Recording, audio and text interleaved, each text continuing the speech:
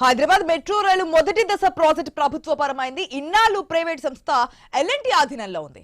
1461.47 కోట్లతో 100% ఈక్విటీని తెలంగాణ సర్కార్ కొనుగోలు చేసింది. ఈ డీల్ ద్వారా మెట్రోను స్వాధీనం చేసుకుంది.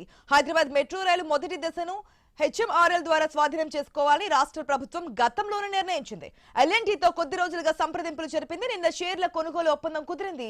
ఈ ఒప్పందం ప్రకారం ఎల్ఎన్టీ హామీతో ఎల్ఎన్టీ ఎంఆర్హెచ్ఎల్ పై ఉన్న 13,538.53 కోట్ల అప్పును తెలంగాణ ప్రభుత్వ హామీతో రీఫైనాన్స్ చేస్తారు. ఈ లావాదేవీకి ట్రాన్సాక్షన్ అడ్వైజర్ గా ఐడిబిఐ క్యాపిటల్ వ్యవహరించగా లీగల్ అడ్వైజరీ సేవలను సరఫ్ అండ్ పార్ట్నర్ సంస్థ అందించనుంది.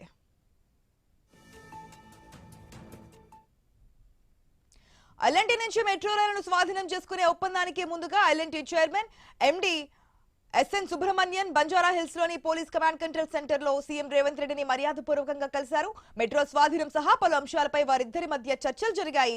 లాసర్ and Toubro limited L and T metro rail limited లో తనకున్న మొత్తం వాటాను హైదరాబాద్ మెట్రో రైల్ లిమిటెడ్ కు విక్రయించడానికి షేర్ పర్చేజ్ అగ్రిమెంట్ కుదుర్చుకున్నట్లుగా ఎల్ఎన్టీ స్టాక్ ఎక్స్చేంజ్ ఫైలింగ్ లో వెల్లడించింది.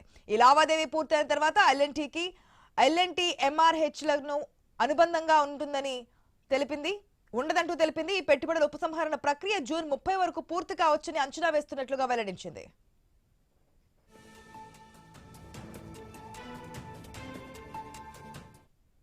హైదరాబాద్ మెట్రోలో ప్రస్తుతం నిత్యం సగటున 4,50,000 మంది ప్రయాణికులు రాకపోకలు సాగిస్తున్నారు. మెట్రో ప్రారంభం నుంచి ఇప్పటి వరకు 86 కోట్ల ప్రయాణాలు నమోదయ్యాయి. హైదరాబాద్ మెట్రో రైలు మొదటి దశను రాష్ట్ర ప్రభుత్వం స్వాధీనం చేసుకోవడంతో ప్రతిపాదిత రెండో దశ నెట్వర్క్ రూపకల్పన, పనులు, ప్రణాళిక, అమలు, సేవల పరంగా సమన్వయం సాధ్యమవుతోంది. భవిష్యత్తులో నగరానికి మరింత సమగ్ర, ప్రయాణికులకు అనుకూలమైన మెట్రో రైలు నెట్వర్క్ ఏర్పడుతుందని రాష్ట్ర ప్రభుత్వం భావిస్తోంది.